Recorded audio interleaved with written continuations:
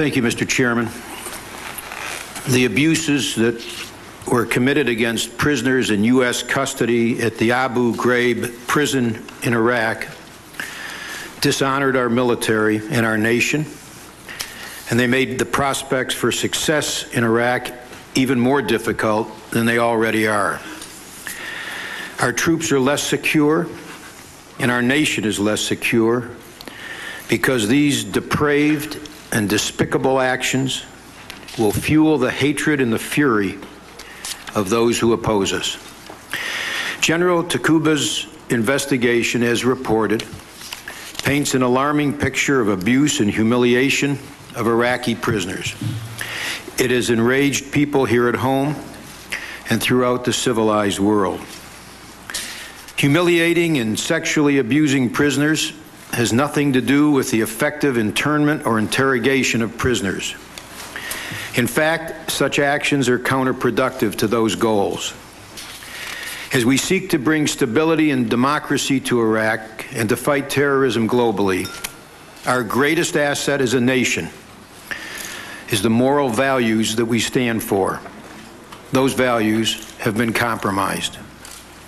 To begin the process of restoring them, the people involved who carried out or who authorized or suggested that we should, quote, loosen prisoners up or, quote, make sure they get the treatment must be held accountable.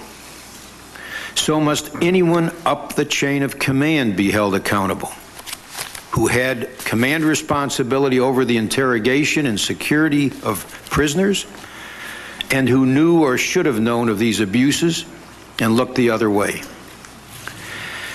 General Takuba's finding that, quote, personnel assigned to the 372nd MP Company were directed to change facility procedures to set the conditions for military intelligence interrogations is bolstered by pictures that suggest that the sadistic abuse was part of an organized and conscious process of intelligence gathering.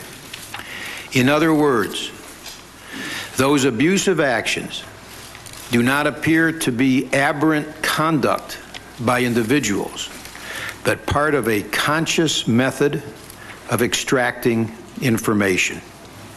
If true, the planners of this process are at least as guilty as those who carried out the abuses.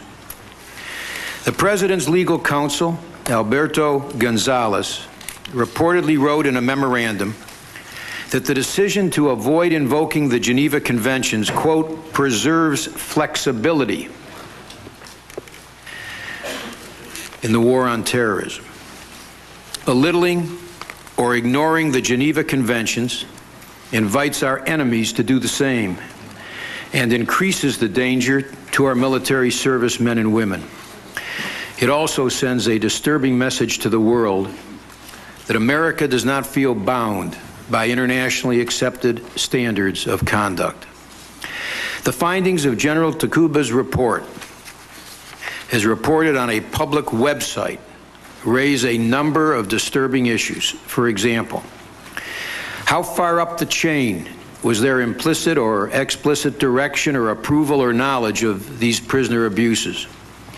Why was a joint interrogation and detention facility at Abu Ghraib established in a way which led to the subordination of the military police brigade to the military intelligence unit conducting interrogation activities?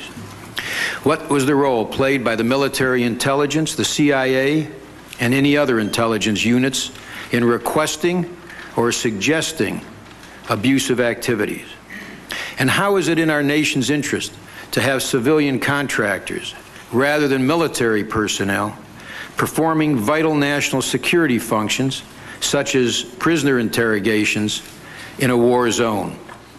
When soldiers break the law or fail to follow orders, commanders can hold them accountable for their misconduct.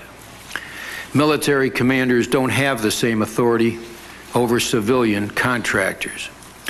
And finally, Secretary Rumsfeld and General Myers, I join our chairman in expressing deep dismay that when you briefed senators in a classified session last week on events in Iraq, just hours before the story broke on television, you made no reference to the impending revelations. Executive branch consultation with Congress is not supposed to be an option, but a long-standing and fundamental responsibility. It is essential that our nation, at the highest levels, apologize directly to the victims and to the Iraqi people as a whole for these actions. But words alone are not sufficient. Prompt and decisive action, which establish responsibility and holds people accountable, is essential here.